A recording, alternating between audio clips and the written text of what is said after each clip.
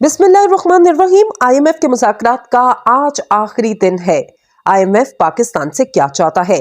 पाकिस्तान और बैनुल अक़वामी मालियाती फंड के दरमियान पॉलिसी सतह के मुज़ाकरात आज खत्म हो रहे हैं और इनकी कामयाबी की सूरत में दोनों इतराफ स्टाफ लेवल मुआहदे की जानिब बढ़ सकेंगे, जिसके बाद पाकिस्तान के लिए IMF का कर्ज प्रोग्राम की बहाली मुमकिन हो सकेगी और पाकिस्तान के लिए $1 अरब की अगली किस्त जारी हो पाएगी। ताहम पाकिस्तान और IMF के दरमियान बुध के रोज तक कुछ अमूर पर इत्तफाक राय नहीं हो पाया, जिसमें एक्सटर्नल फाइनेंसिंग और बिजली के शोबे में खसारे का कम करना है। वजारत खजाना की जानिब से बुध को जारी किए गए एलामिया के मुताबिक पाकिस्तान और IMF के दरमियान इस्लाहात और इन पर अमल दरामद के लिए इकदाम पर इत्तफाक राय है। IMF की जानिब से पाकिस्तान को अभी तक memorandum of economic and financial policy नहीं दिया गया। ताहम डील के इम्कान की वजह से मुल्की मार्केट्स में मुस्बत रुझान देखा गया।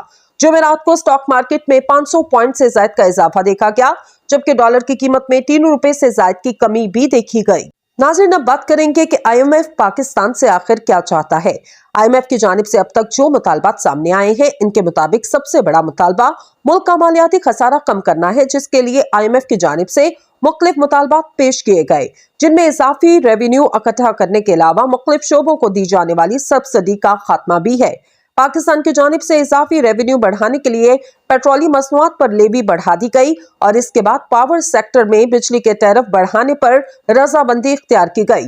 हुकूमत की जानिब से गैस और बिजली के शोबे में गर्दिशी कर्जे को कम करने के लिए सर्कुलर डेट मैनेजमेंट प्लान भी IMF को दिया गया और इस तरह से एक्सपोर्ट सेक्टर को बिजली के शोबे में दी जाने वाली सब्सिडी के खात्मे की भी यकीन दहानी करवाई गई।